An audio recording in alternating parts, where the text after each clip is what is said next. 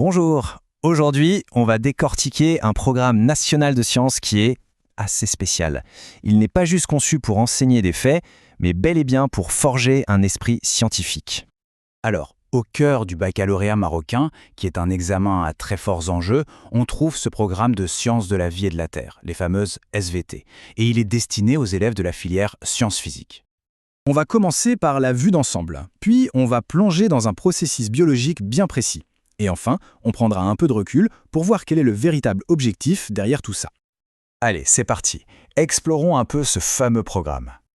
En fait, le programme est un véritable voyage en 4 parties. Ça couvre tout, du niveau de la cellule jusqu'à l'échelle de la planète entière.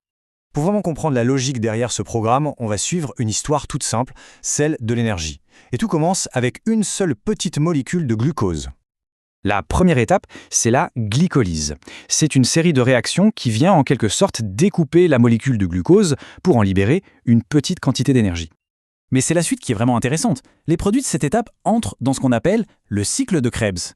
C'est un processus hyper sophistiqué qui se passe au cœur des mitochondries et qui va extraire beaucoup plus d'énergie potentielle. Et le rendement final, pour une seule molécule de glucose, on obtient, tenez-vous bien, 38 molécules d'ATP. C'est en gros la monnaie d'échange énergétique de nos cellules. D'accord, on a donc toute cette énergie. Mais maintenant, la grande question, c'est à quoi est-ce qu'elle sert ? Et c'est là que le programme est vraiment bien pensé. Il ne s'arrête pas à des concepts abstraits. Il fait tout de suite le lien entre cette énergie chimique et un résultat physique très concret. Et voilà le but, alimenter la contraction musculaire. C'est tout simplement le mécanisme fondamental qui est derrière chacun de nos mouvements. On le voit bien ici, l'ATP, c'est le carburant direct, celui qui fait tourner les tout petits moteurs moléculaires qui se trouvent à l'intérieur de nos fibres musculaires. Donc les élèves apprennent tout ce détail incroyable. Mais attention, mémoriser tout ça, ce n'est que la moitié du chemin. Parce qu'au final, tout mène à cet examen national. Et là, il ne suffit pas du tout de connaître les faits par cœur. C'est là qu'on découvre le véritable objectif du programme, son but ultime, enseigner une méthodologie pour penser. Comme l'explique très bien cette chaîne qui prépare à l'examen, la clé du succès, ce n'est pas seulement ce qu'on sait, mais c'est comment on le montre. Il faut prouver qu'on maîtrise un processus de raisonnement scientifique bien spécifique. Prenons un exemple.